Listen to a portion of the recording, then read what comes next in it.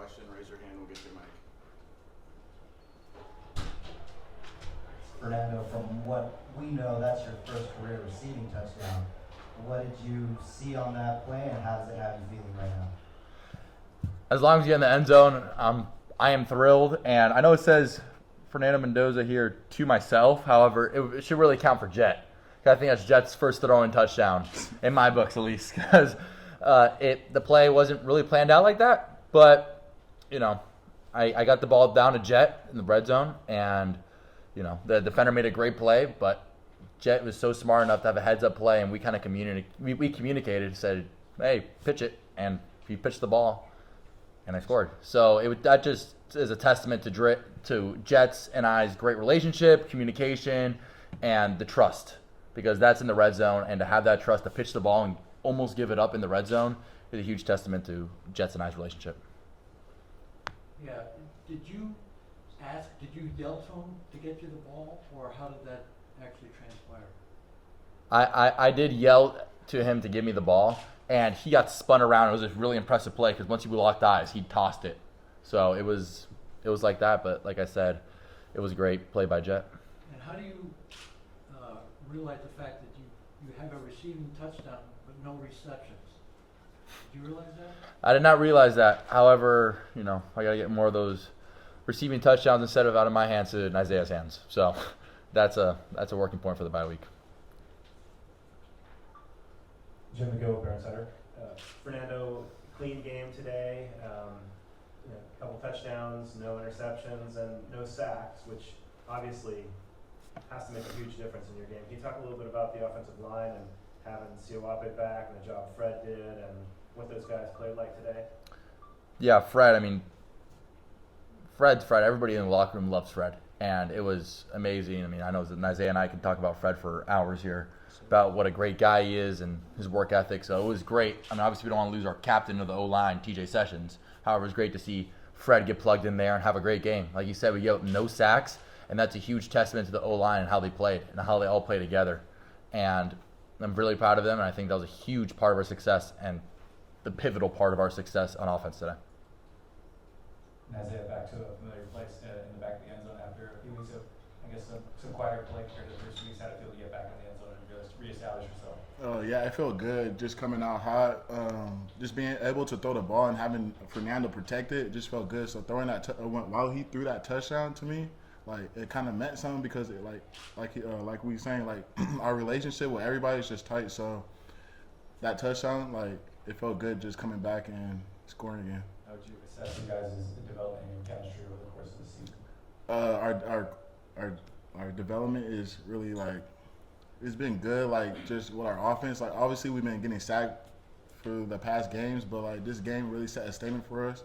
So our offense is really locked in for this past couple of games. So. Yeah. On to Zay's point, I'd say that a big thing is Zay and I were really growing together.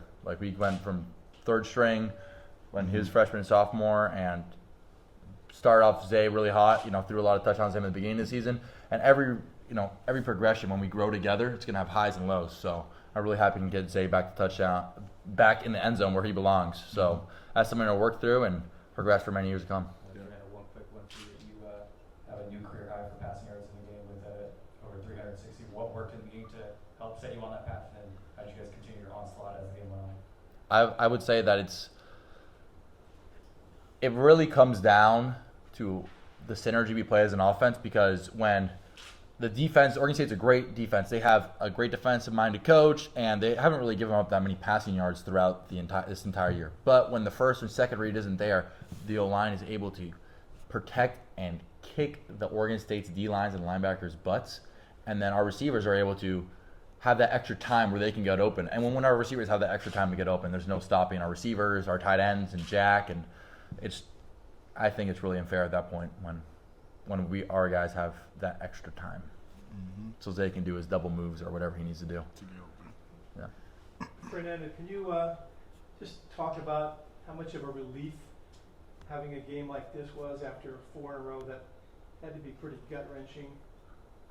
Like Coach Wilcox talks about, we're trying to take down the dam. And I believe the dam, ironically enough, because beavers build dams, so ironically enough, we broke the dam today. literally and figuratively. So it was those 4 close wins, and we were playing so much good football. It was so frustrating. However, now that we're able to finally, instead of just talk the talk, walk the walk, we're going to have great momentum into the bye week and to our last 4 games. And they're all great formidable opponents, but we believe in ourselves and the momentum that we carry after tonight.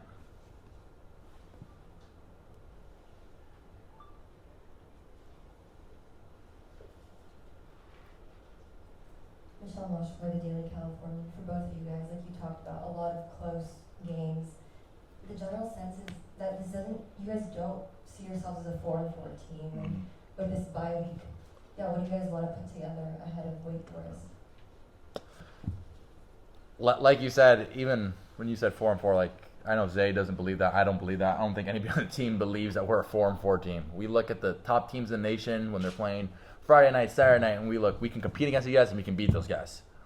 And we've shown that we had the capacity and capability to do it, but it was really good to come out today and against a great program, Oregon State, a little revenge game from last year, be able to beat them. However, it shows that there's a lot of good football played, and when we play good football, we're able to demolish opponents. However, when we can play great football, which we're not at that level yet, then at that point it's going to be no contest. So there's a lot of things that we can clean up for this game. I know, especially myself in the bye week, but I know that the energy is going to be high in the bye week, and I know that's going to be creating great momentum into our Friday night game against Wake Forest.